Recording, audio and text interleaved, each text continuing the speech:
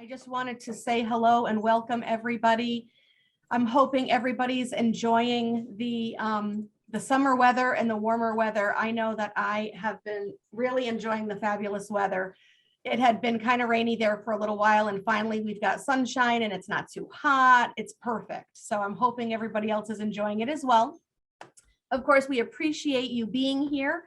Our monthly Lunch and Learn series is normally held at Ruth's House Assisted Living, but we've gone virtual via COVID.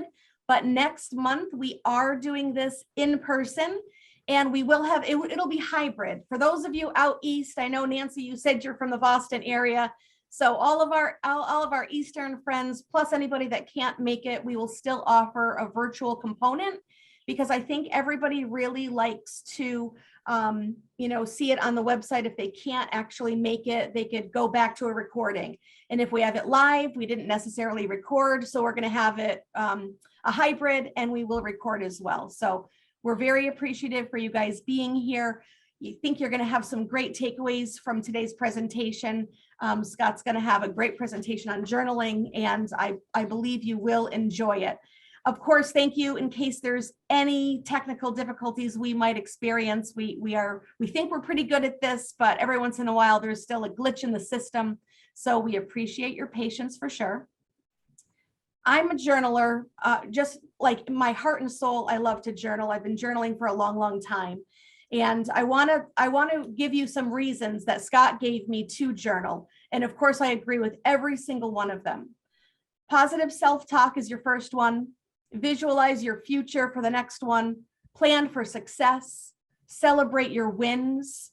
Be grateful for the present, right? Gratitude journal. I love my gratitude journal. It really makes you aware of what you should be grateful for and what you have in front of you, which you sometimes don't realize. Prioritize our days, which literally I do that every day. I don't know about you guys, but I'm still a paper and pen kind of gal. Reflect on our progress. Remind ourselves of our dreams, and then of course to live your life with purpose, which Scott's going to get a little bit more into. I had coffee with Scott when Christina was saying he'd be a great presenter. So I had coffee, and what caught my ear when we were talking is he actually said that, he wanted to become the best version of himself. And there was a time in his life when he wanted to start journaling, but he bought a journal and the journal had nothing in it. So there was no direction on where to go from that. So Scott said, I'm just going to make my own journal, and I'm going to produce this and really have it, for one, help me for himself. And then now he can actually share it with others, which one of those will be raffled off today. So it's his Live Your Life with Purpose journal. It will give you that direction that you need, and we will be raffling one off. So I'm pretty excited about that. It'll have this will be interactive. We'll try to get to questions in the middle, but we will definitely have Q&A at the end. We will try to get to as many as possible. Myself and Christina, my colleague, will be manning the chat. So we should be able to find everything. If not, there's a raise your hand option. Please just, try to be patient. We'll try to get to as many as possible. So I'm going to give you a quick campus overview, and then my colleague Christina will give a quick walkthrough of Ruth's house, which is of course where we normally have our Lunch and Learn. It'll be virtual for now, but of course next month in person. Christina will introduce Scott. Scott will present. We'll have the Q&A, and then we'll actually pick a raffle winner, which will be very fun. Of course, my name is Marianne Shelb, and I'm Director of Business Development here on the JGS Life Care campus. We are a division of Legacy Life Care, which also has sister campuses in Eastern Mass, Chelsea Jewish in Peabody, and Duchess Altenheim in West Roxbury. The JGS Life Care campus is truly a hidden gem here in Longmeadow, and I would love to take this opportunity to share with you. So give me 1 second, and I will share my screen. Let me see. Where do I get my map? And we'll share.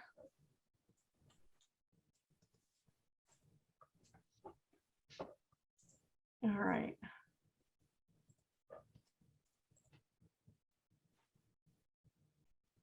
I don't know if you have that. I don't think that's coming up, is it? No, I don't see it. Not yet. Oh, here we go. Better? You see the screen now? Yes. Yep. Perfect. All right. So we have a 23-acre campus right here in Long Meadow. And of course, I've got the little starburst because Northeast Rehab, which used to be located in Long Meadow on the Genesis campus, is now located on our campus within the Sossin Center for Rehabilitation. So we've got 23 acres, and I don't think people realize how much we have right here on the campus. So I'm going to go through this with you.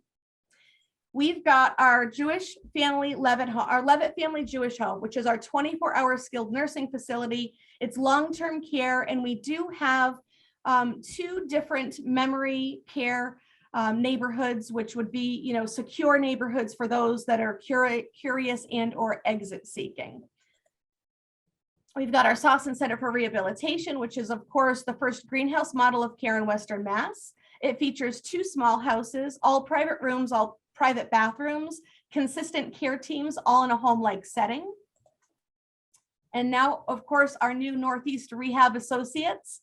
It's a specialized orthopedic unit that also cares for multi-trauma, cardiac, pulmonary, as well as respiratory needs. And it's relocated from Agawam. I think some people misunderstood and thought that it was another location, but it's not another location. This is their only location now here in Long Meadow. We're in adult day health. Of course, it's one of the first adult day healths in this area. Your loved one is safe and cared for in a dynamic setting, promoting social interaction and stimulation while either you're working or running errands, and you really don't have to worry about them.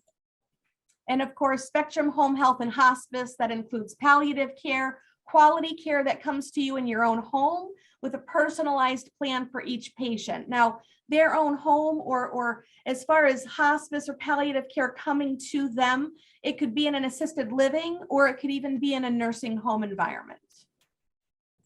And then of course, Genesis, our independent living, senior independent living with efficiency in 1-bedroom apartments located on the JGS Life Care campus with access to our family of services for your continuum of care. So once you're on the campus, you have access to all the other entities. And it's not, I know we look like a campus of care, but we don't have that hefty buy-in that's usually, you know, when you go to like a CCRC or a life retirement community, there's usually a, you know, sometimes $250,000 or $500,000 buy-in. We're a nonprofit, no buy-in, and you only pay for what you utilize. And once you're in the system, you can seamlessly transition to any of the other facilities that we have here. Of course, last but not least, we have Ruth's House Assisted Living, set back away from the main street with a very private and wooded backdrop, lies our gorgeous assisted living. And what I'll do is I'm going to stop sharing so Christina could actually put a tour together for you. So Christina, all you. Thank you. I try to do something different every time because I think you get bored with my tours. So can you see this LinkedIn page? Yes. Perfect. So I today want to encourage everyone on here to visit our social media pages. So this is our LinkedIn. It's under JGS Life Care. Ruth's House, which is a 64-unit assisted living facility, is part of our JGS Life Care, as Marianne said. But we post, look, here's Scott's event. So we post our events, we post different things about HR needs and things that we're doing. Like we just had our teenies on the terrace. So if you're a LinkedIn junkie, please go follow us at JGS Life Care. And then I'm also going to plug our Facebook page. So we're now here on Facebook. Again, it's under JGS Life Care, but you can get notices. We try to celebrate anniversaries of our staff, different fun activities that we're doing, whether it's at the assisted living. This was just yesterday. We had Horizon Wings come. We're doing fun barbecues and things at the skilled nursing facility. And I did want to also plug, we're having a concert series for Ruth's House. So anyone that wants to come have an outdoor concert, and I'm also doing tours during those. So you can just RSVP to me and we'll have some light refreshments and some music outside. And that's what I think really makes Ruth's House so amazing, is that we have all of these activities going on. We do the lunch and learns. We try to bring the community in and keep our residents engaged. So please follow us on our social media. We work hard on it. And we do have, I did want to mention one memory care open and available. So we're usually on a wait list in our memory care. So we do have something if you know of anyone that needs immediate care. So now I have the pleasure of introducing Scott. So I've known Scott since 2010. I knew his now wife, and we just bonded, and Scott and all the other husbands that we forced to get together with each other got to know each other really well. And one thing that always impressed me in those early years with Scott is his care and the love that he gave to his mother towards the end of her life. And I'm sure you can talk about that. But his bio, Scott is a life career coach working with people at all points in their career in both a one-on-one and group setting, allowing you to identify, plan, and execute your goals. His passion for helping others comes from his own mindful transformation. Utilizing these two tools will allow you to reach your highest levels of success. So with that, Scott, I will hand it over to you, and thank you so much. Well, thank you guys. Thank you, Christina and Mary Ann and Ruth's House for having me here. I'm grateful and honored to be able to talk to everybody here today. And so, thank you all for taking time out of your day to be here. Let me just start my screen here. Just give me 1 second. Apologize. Share.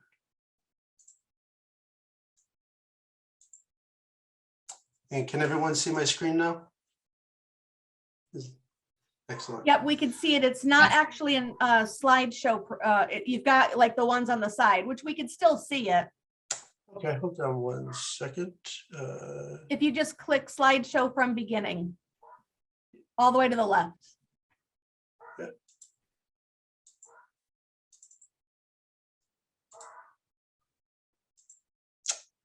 I should have, sorry about this, guys. We had it going previously.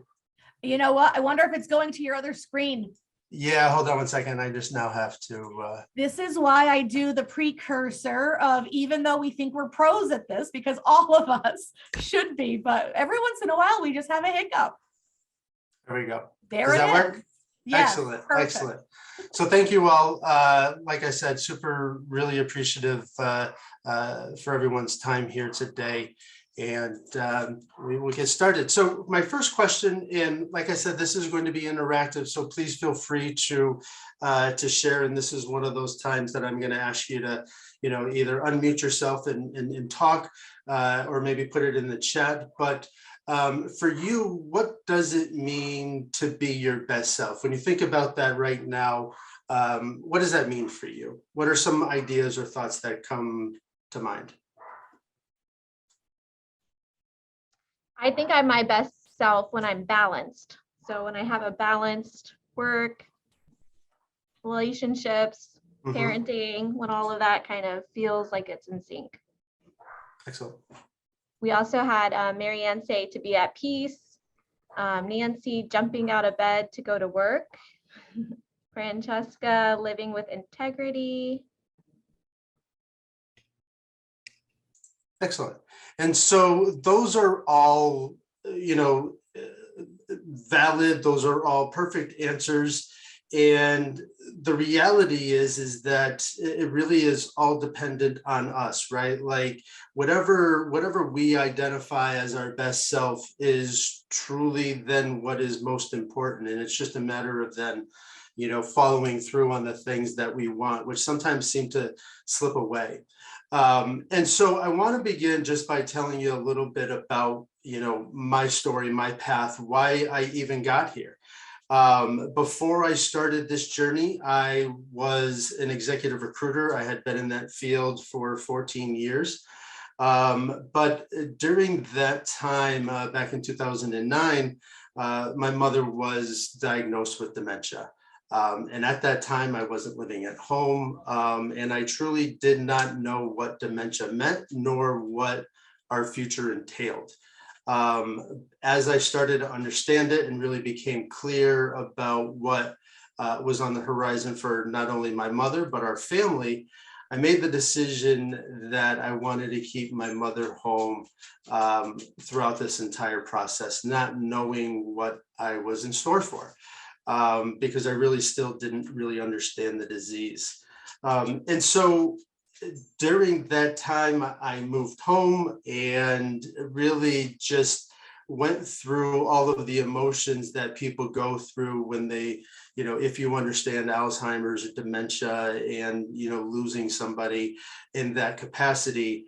I had all of the frustrations, I had all of the anger, I had all of the resentment towards the world, towards my mom, towards my dad for not being here to take care of her, all of these different things that that kind of come into play, because I had lost my father when I was a senior in high school. And so, kind of being in this place, it really was a place where, while I knew why I wanted to do these things, because I wanted to take care of my mother and I was grateful for the opportunity, it wasn't until I found that gratitude that I truly had an amazing experience with her, because I forgot all of the things that I was going through. And the last 3 years of that journey were not only financially, but mentally straining, and just something that I had never thought that I would have to really kind of endure. It really allowed me to just stay at peace with the fact of, regardless of what was on fire around me, I was clear with the fact that I was going to do whatever I needed to, not only for my family, but really for my mother, and found a way to be able to kind of combine all of those things. Now, I, during that time, had been told that, you need to take care of yourself, and I would tell everybody, oh, I'm doing well, I'm doing great. And quite frankly, I was a mess. I got to be some of the highest weight that I had ever been in. I really was not taking care of myself. Luckily, I did start to see a therapist about a year and a half left in that journey, which helped me, tremendously there. But physically, emotionally, I just really wasn't the same. And so it really became very poetic when I got to spend the last 48 hours with my mom, holding her hand and being there when she passed. And as difficult as that is, I wouldn't change any of that for the world. I have no idea how I took care of her. All I know is that I would do the exact same thing again. And I would figure it out just the way that I did during those 6 years that she was home with us. And so, being in this place after she passed, quite frankly, I was extremely lost. I have always been an empathetic individual, trying to take care of others and make other people happy. So after being my mother's caregiver for 6 years and really being lost, I went on this journey of really trying to understand who I was. Here I was, in my 40s, in my early 40s, and not really understanding anything about myself. And so I decided to go on this journey. And that's when, I was looking around for journals, because I heard all of the beautiful power that journaling can do for people. And I got extremely frustrated, and always had been, with all the journals that seem inspirational on the outside cover. You open up and it's blank pages, and it's just, well, go figure it out. And so little by little, I started to put together what I called at this time was just this weekly accountability worksheet for myself. And it really, I kind of relay it back to kind of football terms, because that's for me how with sports analogies. I started thinking about like winning coaches. And if you're going to have a winning season, then at the beginning of that year, you probably have a plan as to what's going to make a successful, season for you. You go into each and every week playing a new team with a new game strategy, with a new idea of what's going to make that a successful week for you. And lots of people do this for work. And maybe people can just raise their hands or shout out, like, how many people do some sort of goal planning for your company, or that the company, wants you to do, which is great. And that's fantastic to start to feel that way. But how many people now do that for themselves?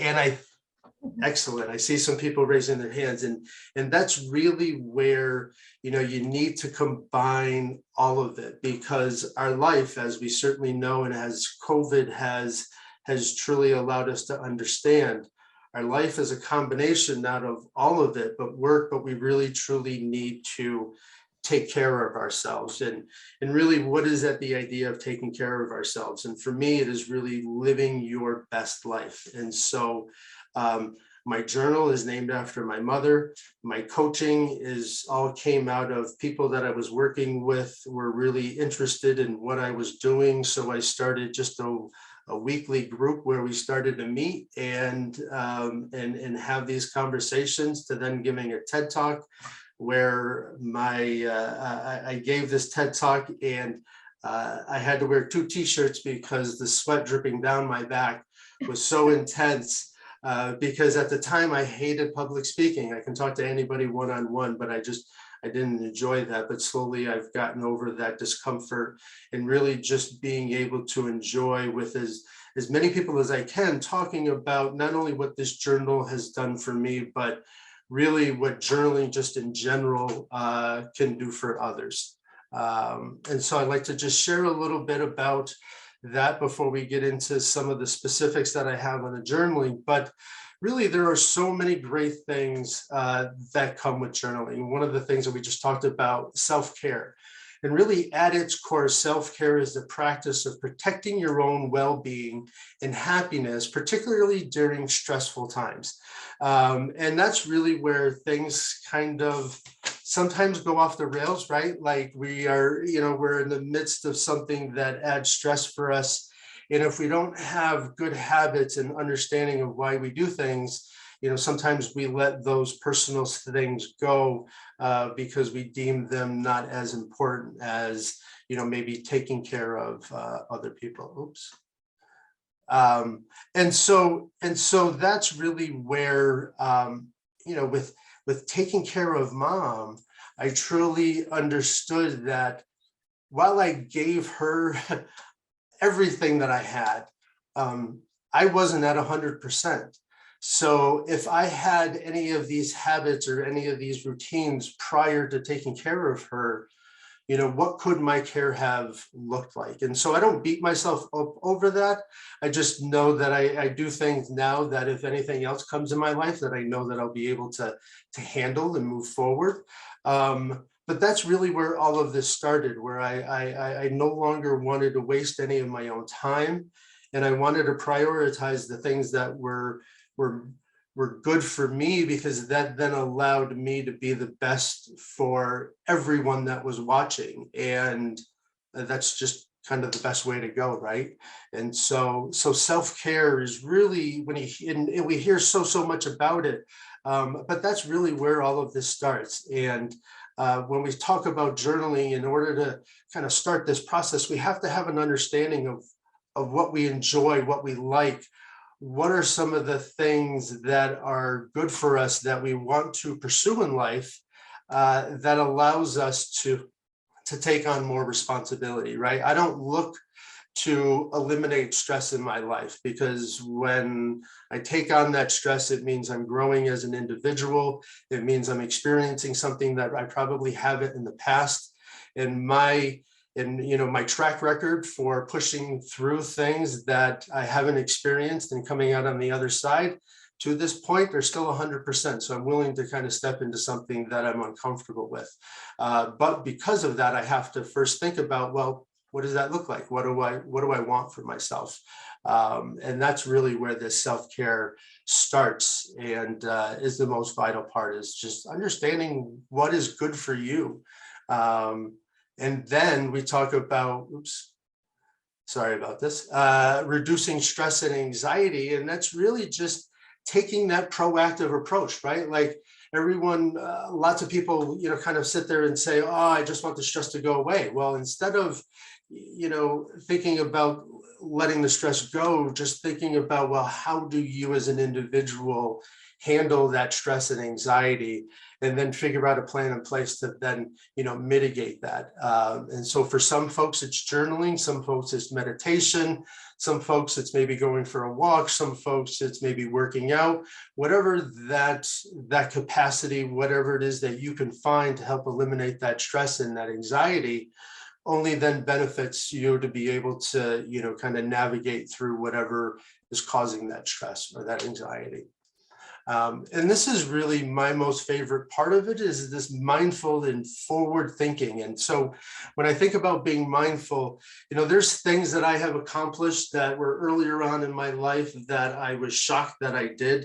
And you look back and you were just like, well, I said that I wanted to do it, but I never put a plan in place in order to then be able to accomplish that. And so when you think about coaches setting themselves up for success each and every week, not only do they write their plan out, but then they also figure out, well, what are the steps that I need to do each and every day in order to make that successful plan come into fruition.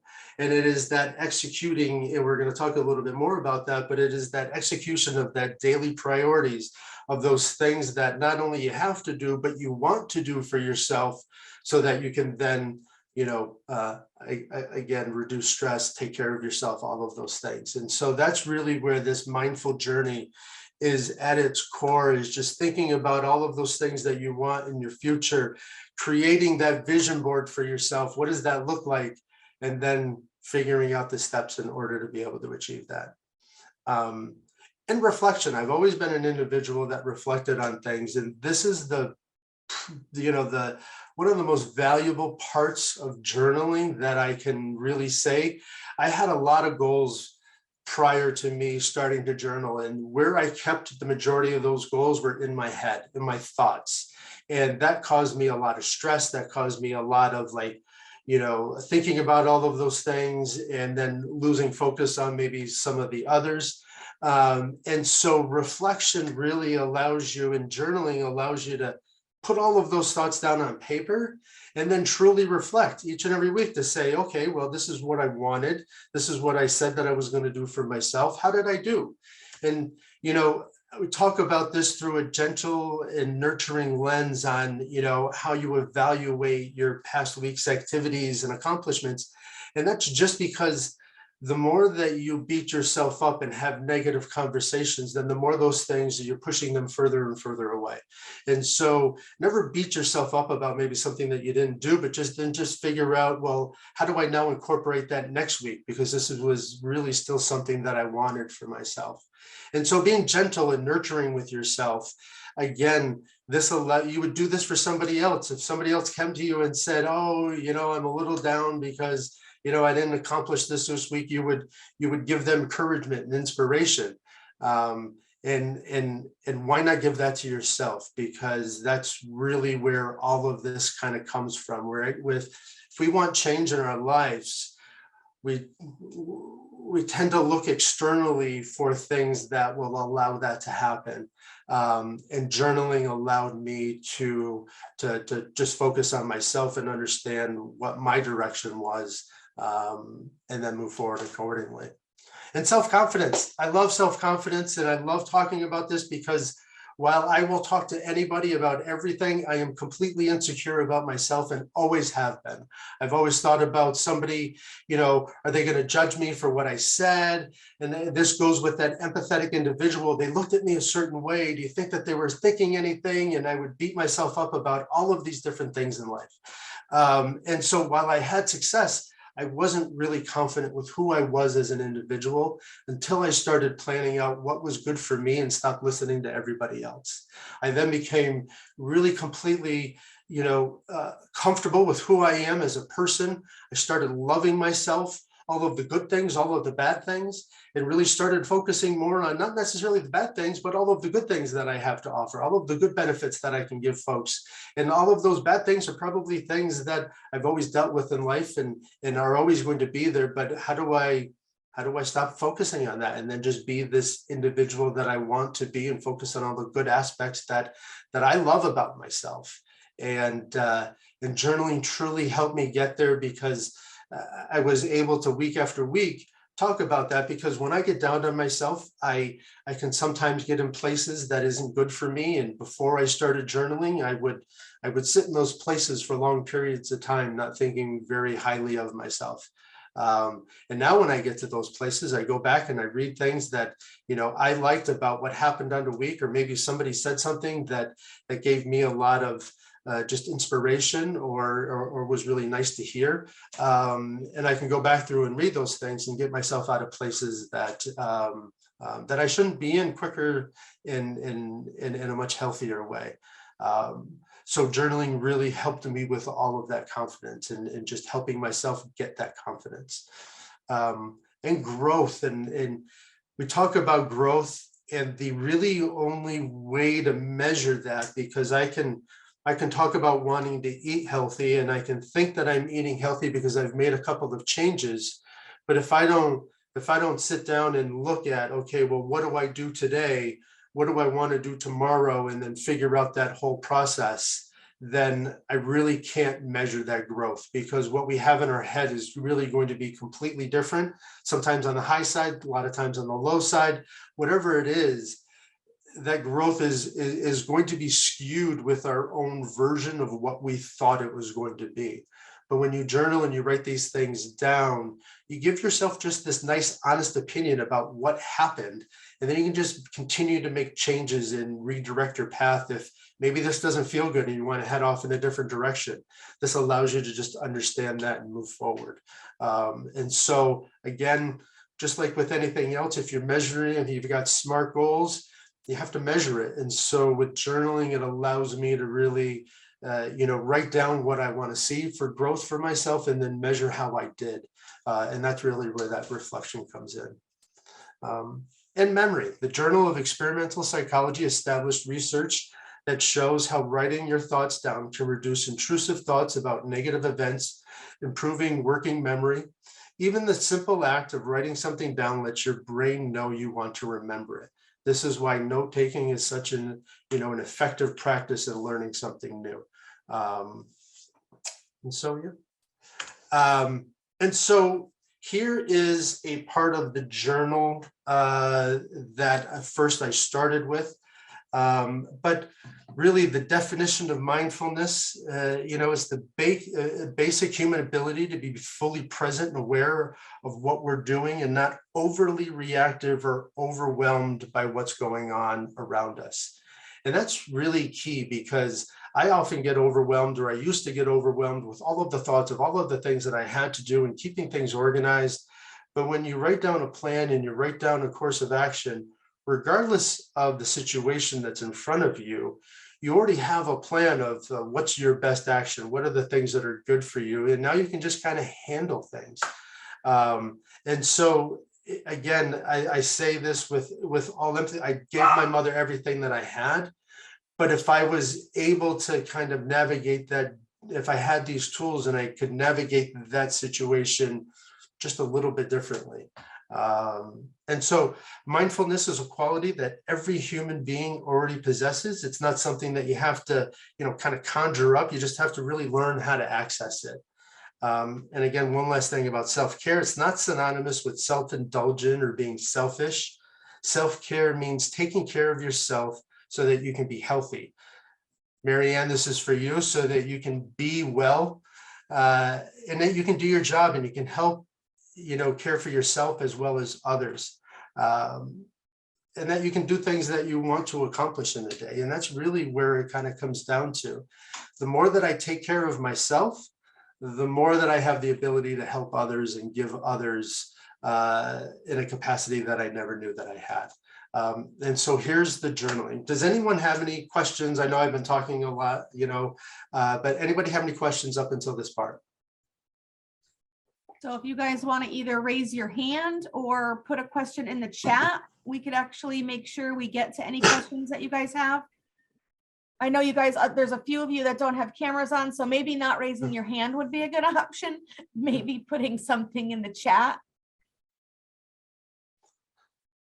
No, so far. But well, so yeah, good. yeah. So excellent. So, just talk a little bit about, what the journaling for me started to entail. And again, I go back to that analogy, that sports analogy, making sure that I set myself up for success. And so each and every week I have an overlying statement of, what is my overall goal for that week? Because it changes week to week. I have different priorities that come in week to week. I have different things that maybe become a little bit more of a priority, and I was not expecting that. So each week I really just focus on that main topic. And then I always start with the personal side. I always start with myself because I am most important.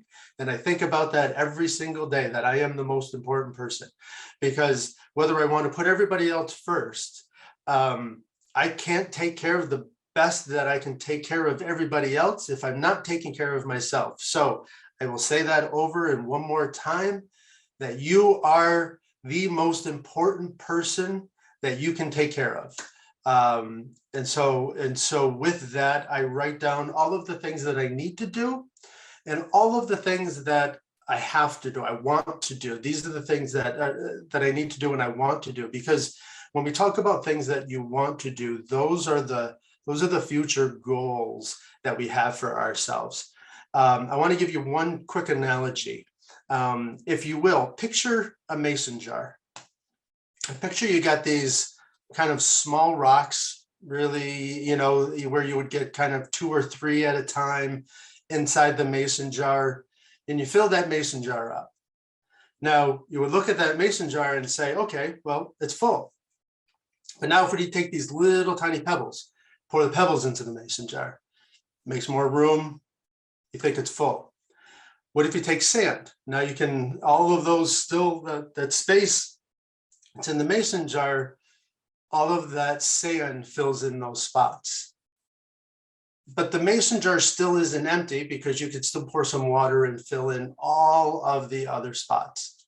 And so now in life, what all of those things represent, those big pebbles, those are your number one priorities. Those are the things that are most important to you. The small pebbles, those are the priorities, right? Those are the things that you have to accomplish each and every week, kids, work, whatever it might be. The sand, those are those things that just kind of we fill our time with. They're still maybe semi-productive, but they're really not anything that you think of. You're just kind of filling those times with, maybe it's a task, maybe it's just something that you're kind of mindlessly doing. And the water, think about that as just social media, things that kind of waste time. So if you fill your day with, let's just say, all of the sand and the water, then you make no room for those other priorities. Or, those small rocks are going to fit in there because those are the things that you have to do for work and you have to do for your family, but you're not going to leave any room for those big rocks. And so the moral of the story is if you want to, have a successful jar and fit all of the things that you want to within 24 hours, and that glass jar is going to represent 24 hours, you have to start with those big rocks first, or otherwise there's going to be no space for you to fill in over the course of the week. So if you don't make space, then you're never going to, as much as you want to, you're never going to find the time to allow those things to happen.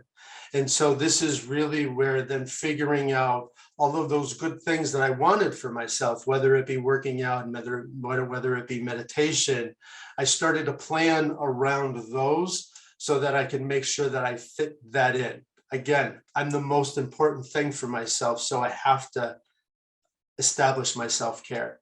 And so that's really where we have the personal, the professional. We're going to do both things. What do I need to do each and every week? And then what do I want to do each and every week? And then I set up my week accordingly. How was I going to accomplish that? I write these goals down, and that's great. But unless you have an executable plan, then none of those things really matter. You can think about it all you want. And so that's really where this truly helped me kind of plan out when I was going to fit all of the things that I want for myself. And when you make an appointment with yourself, keep it. And that's really the most important, kind of part of all of that. And then furthermore, I needed to give myself, and this is where at the bottom of the page, you're going to see, why are you setting these goals? What are your big wins for the week? Because while I was taking care of mom, I knew my purpose was to give her that comfort, to keep her home, to give her the same love and affection and care that she gave me as an infant and as a baby, because that's really what my care for her, truly became like. And when you think about that, all of those other maybe things just don't seem so as important. And so focusing on all of these priorities, why are you doing what you're doing? Why are you spending time with something that isn't good for you, isn't moving you in a direction that you want to be? And so we start to think about all of these different things and start answering that why are we doing what we're doing? And so that was really important for me. And again, the big weeks, that's really, I did this for myself so that I could understand, that every week isn't so bad, or if I'm in a place of negative thoughts, that it really isn't as bad as it seems. And over a course of time, the good things aren't really as great as we make them out to be, and the bad things aren't as bad as we also make them out to be, which just means that we've got a lot more excitement to experience, and then we have also a lot more hurt that we're going to go through, because we're going to go through different turmoil. We're going to go through different situations in our life that are going to add stress, that are going to add anxiety. And what are you doing now that is going to help that individual's 5 years from now handle whatever is going to be coming your way? And that's really where journaling just allows me to truly stay driving my own bus, handling whatever's coming, knowing that I've done this before and I can continue to do it again, because I have an outline now of how I'm going to accomplish that. And the second part of this page is really for self-reflection. You said you wanted to do all of these things. Again, with a gentle eye and a nurturing hand, how did you do? And if you didn't do all of the things that you wanted to, okay, well, what adjustments can you make next week in order for you to do that? And then again, understanding the learning that goes along the way. What did you learn each and every week? So that again, you're thinking about all of these little things, but then also, really being able to have this, right? We should learn something new every day. And sometimes as kids, we get all of that, but adults, it seems to maybe, not so happen as frequently. But if you really think about it, and if you really put some thought into it, you really are learning something new every day. And if you didn't, that means it's an opportunity for you to maybe incorporate something that will allow you, that could be fun for yourself, that will allow you to, try something new, and kind of go from there. And then at the end of this weekly page, and everyone that I talk to and I coach always has the same reaction week after week. Why do I have to answer, what do I want for myself over the next 3 to 5 years? And that's only because the minute you take focus off of it, you start to lose it. You start to lose that vision that you want for yourself. You start to do things that aren't necessarily in accordance with what you really do want for yourself long term. I'm a very visual individual. I've got tons of whiteboards behind me, to the side of me. I keep everything in front of me so that I don't lose sight of everything. Maybe one day or 1 week or 1 month, I'm not putting as much attention to it, but that's okay. I know that it's never going to go away. It just means that it's not necessarily my focus right now. And I've got other things that I need to prioritize. And so that's how, using this journal now, if you had the full journal in front of you, it incorporates a vision board. It incorporates breaking things down into a monthly and a quarterly basis. And then it breaks down, obviously, this weekly page, but then also a daily page. And what this is just designed to do is we have all of these these great thoughts, these big ideas, but then somehow we get frightened, we get nervous, we've never done this before, we don't understand the direction.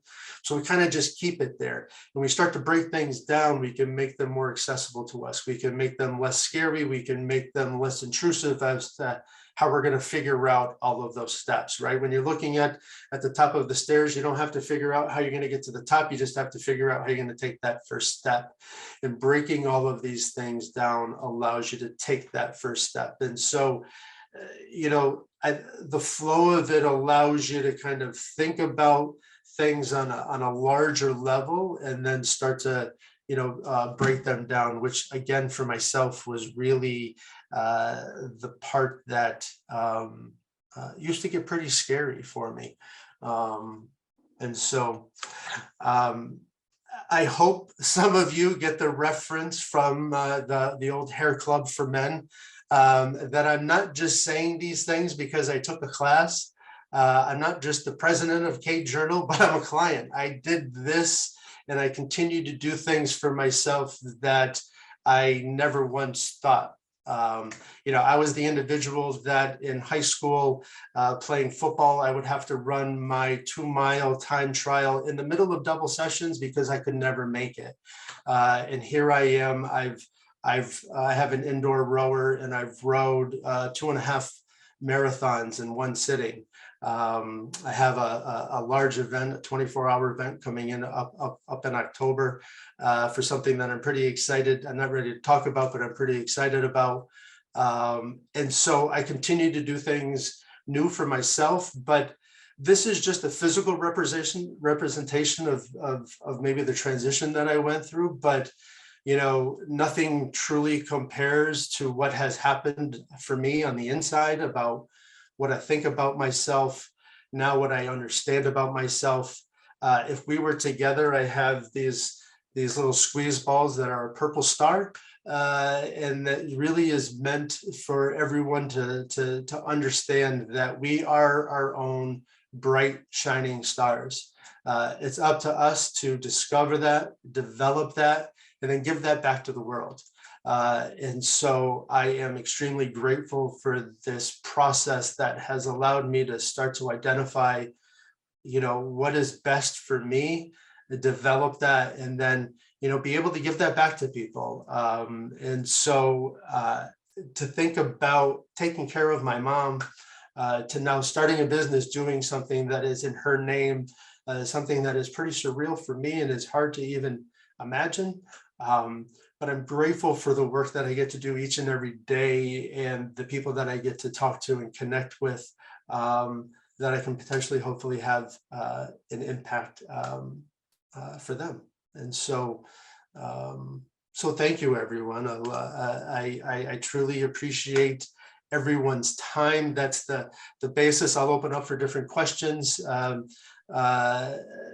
anyone might have, or anything specific. Please, feel free to ask. I'm truly an open book, and I will share anything that somebody might be wondering.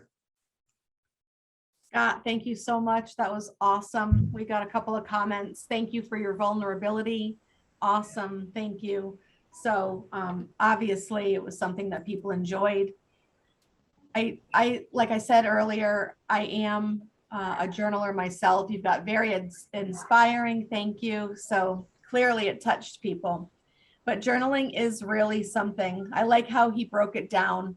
So for those of you who don't journal or haven't journaled yet, what a great way to start and have it broken down for you. I like when you were saying, Scott, I started, but I bought a journal. It looks great. It's like, live your best life, and you open it up and there's nothing in there. So if you're not used to what to do, I love the fact that you actually filled the pages as almost like little cliff notes to have people really fill in their own. And that I've, got my own wellness center, and some of my students, when I say you need to have self-care, it's like, it's not selfish. So you guys need to really realize that being self-aware and caring for yourself is not being selfish. And for those of you who have been so selfless for so long, it's going to feel that way, but it's not. And just the way Scott described it, it is very important that you put yourself first.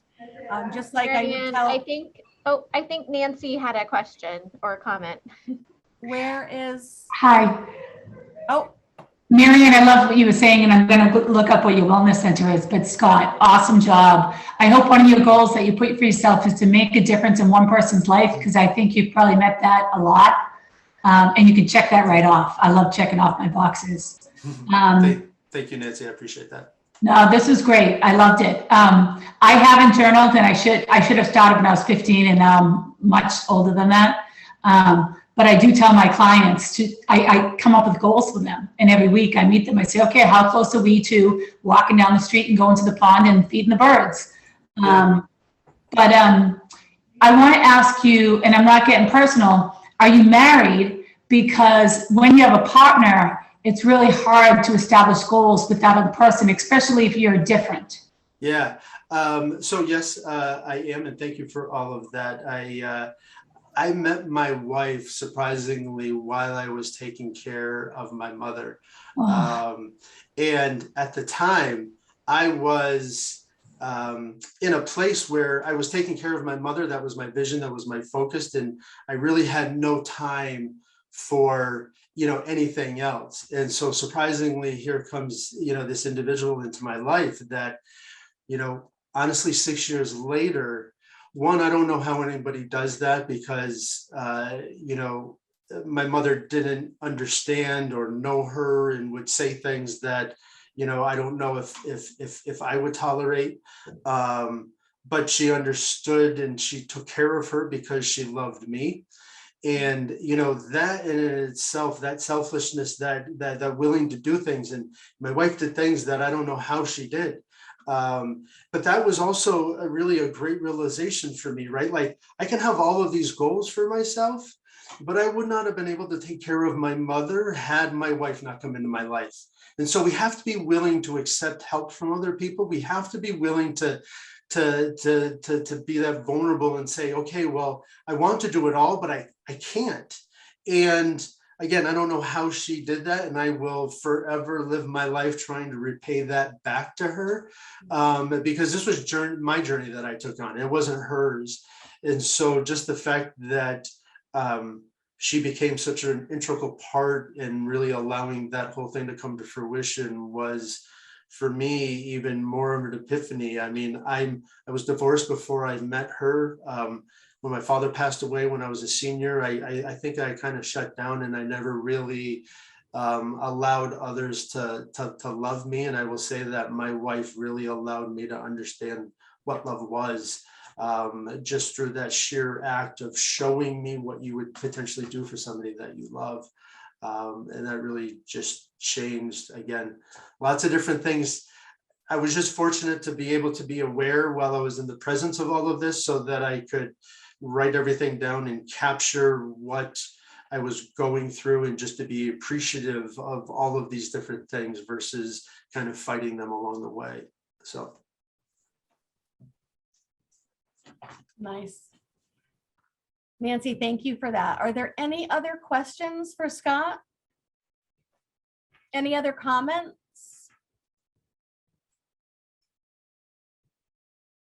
I would just Oh, here like we go. to, whoops, sorry.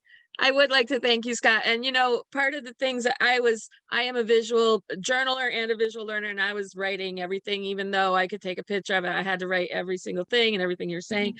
But it is that thing about having confidence in yourself and then others, because I can be the best dementia person there is. And I know I am at that. But if you can't line up your personal view of yourself and your professional view of yourself, there's this skew that you're always worried about happening, even though you're good at that job. You've got to get that other thing. And I've been working at that my whole life. So that's nice that, that's addressed right there. It's key. Yeah, thank you, Laura. And, I will say again, as this empathetic individual, I've always taken other people's perspectives of who I was or what I was supposed to be and try to incorporate them for my life. But it always felt weird. It wasn't, well, okay, this was great. it wasn't the true me. And, finding that and then developing that was really, integral part of that. But again, it took getting to that place where, I was enough. Yeah. All of those things about me were enough. And I had to then start to love that. And I did, and I do. I do enjoy who I am, and I think that I'm then able to I have bad days, I have good days. Nothing changes except for the fact of now I have a tool, and I've continued to have a tool that has allowed me to do that, because you can write all of these things down and you're so right, but unless you believe it, then nobody else is going to either. So it takes that, just that coming together of, I can say I want all of these things, but I have to believe it. And journaling helped me really believe all of those things about myself, because I started to see things come true. And I was just like, okay, well, what else can I do? If I mindfully moved myself in this direction, what else can I mindfully move myself to, right? Like, and I started to define who I wanted to be as a spouse, as a brother, as an uncle, as a friend, all of these different places. And now I get to just evaluate each and every week. How did I do?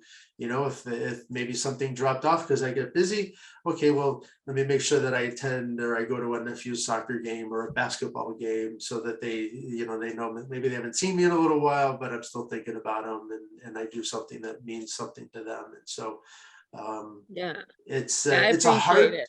it's a hard tool to start. It's a hard tool if you want it. It can get really raw because you're just being honest with yourself, right? Like, no one here is reading my journal. This is just information for myself. And so the more honest and raw and real that I can be with all of it, it's all okay. It's just now a matter of how am I going to continue to move, in the direction that I want to. Yeah. Thank you. Nice. Scott, it looks like we've got a couple of comments. Thank you. And then the hardest part for me is starting and then keeping it up. I tend to be gung-ho in the beginning, but have a hard time keeping it as goal number one. Mhm. And then I've got a comment that says, I feel the same. Well, and So- I used to lose that. If anyone, and so I used to recruit, like, think about it or relate it to, I used to at one point be about 285, 290 pounds. And through all of my life, I've always been a big individual. I went into my freshman year of high school, 6'2", 190 pounds. So I've always been a bigger person. And so if I gained 10 pounds, it's no big deal. If I gained 20 pounds, it wasn't that big of a deal. And so I've always fluctuated in my life. And so what happens is that, maybe we set a goal of like, okay, well, I want to lose 10 pounds. And then I would do something and I would lose 10 pounds. And then I would feel great about that. And then, maybe that happens on a Friday, because I would typically weigh myself maybe like at the start of a Monday, and Friday would end the week for me. And then what happens once I hit that goal? I go out and maybe I celebrate. I go off and maybe I do things that I didn't do while I was reaching that goal. And so what happens is that we start to then lose that consistency, and it's a slippery slope, right? Then all of a sudden, a week of not necessarily doing all of the things that you used to do turns into maybe a month, or maybe you go back to it, but then life gets busy, you're taking care of all of these other things. And it's just a matter because you've lost focus on what was your priority. Journaling always allowed me to, even if there's been a weeks or 2 weeks that maybe I haven't journaled, but I always go right back to it because I know what it does for me. And so it is a journal. It is a journey. Nothing, is ever sometimes cold turkey. For me, it was a process, but understanding and having the knowledge of why I wanted to do it allowed me to maybe be in a place and do something that was a little bit outside of myself. And I'll give you guys a perfect example. Again, I wasn't a runner. And so after my mom passed, I decided that I wanted to do something monumental in order to make this, in order to, kind of resonate what we just went through. So I decided to run a half marathon. So here I was, about 285 pounds, completely unhealthy, decided to do this couch to half marathon in 3 months. And so I went out on this journey, and it was a struggle. And I remember one day was a complete turning point for me. I got down to the end of my road and everything in my body hurt. And I was supposed to run 5 miles that day. And I was just like, I got to the end of my street. I stopped and I turned around, and I was so defeated for a variety of different reasons. But then I started to have this self-talk like, you spent 6 years taking care of mom, but you can't go run 5 miles. And so I stopped, I turned around, and I ran those 5 miles. And this is a true story. I ran it in like 48 minutes, and I was shocked. For me, that was a great time, especially from somebody that was never a runner. Now, 2/3 of the way through this journey, I was running this in October. I experienced a ton of pain in my hip. So I spent the whole month of September rehabbing my hip because it hurt so bad. I ran the race anyway. And for the last 2 miles, I couldn't move my leg. I was really just limping along. And then for the 3 days following that, I could also not move my leg. It really, every time I said move forward, it did nothing. I was just, the muscles weren't firing. I had damaged my leg so bad, I actually have a full hip replacement to show for it. And that's okay. I would put myself through that same type of thing because what it taught me was the ability to move past things that were uncomfortable. It taught me the ability to understand my why. I was doing this for my mother. I was no longer doing this for me. It was like taking care of her for 6 years. Now that's the extreme. I'm no longer going to, hurt myself in that capacity, but it allows you to get to another place when you truly understand why you're doing something. That then really allows you to fight that uncomfortableness, that stress that comes with doing something for the first time.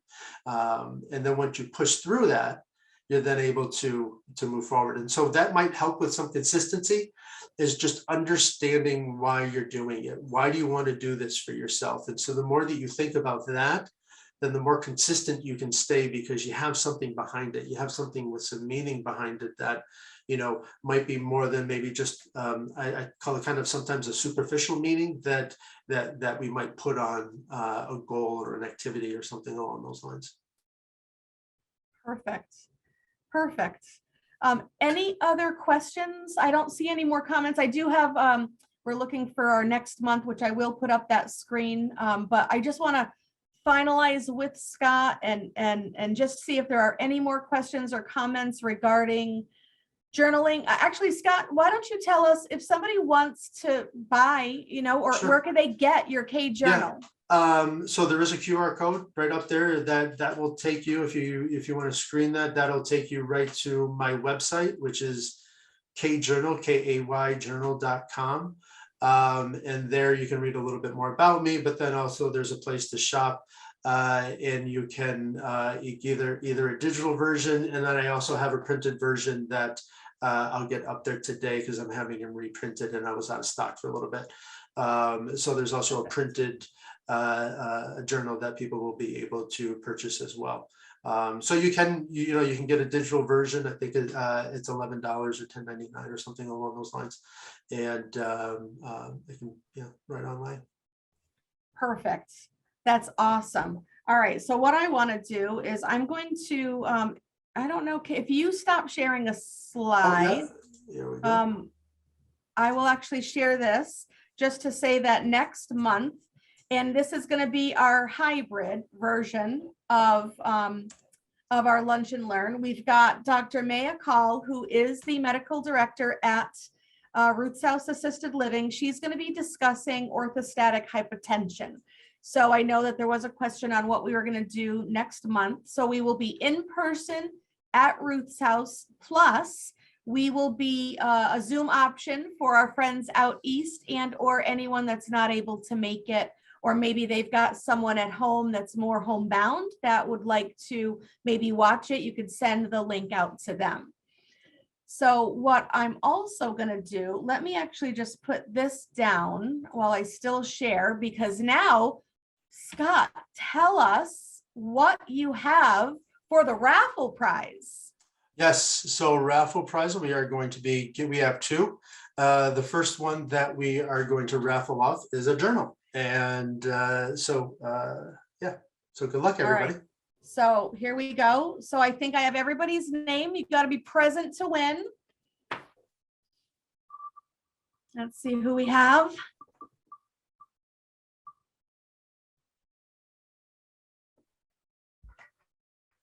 Erin Kobler, I think she's still on. Is she still on? Erin, are you still with us? She was on at the very beginning. Yeah, I don't see her. I don't see her either. All right, hold on. Ready? She left right before 1. She said, thanks so much, Scott, Marianne, and Christina. Oh, that's a bummer. Do we vote on whether or not she still gets the journal? How does that work? Normally it's you got to be present to win.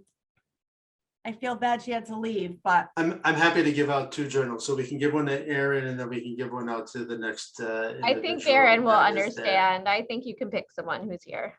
I'll let her. All right. So, all right, let's spin again.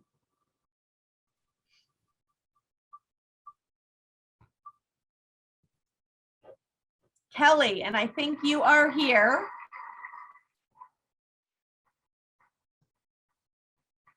Right? Here. You're here. Okay, perfect. Excellent. Right there. Nice. There she is. There, Thank right, you. with Lisa. There we go. So Kelly, congratulations. And we are going to give away one more item. So I have a line of t-shirts that I do. And so if everyone can, I'll stand up. So this one is We Are All Beautiful.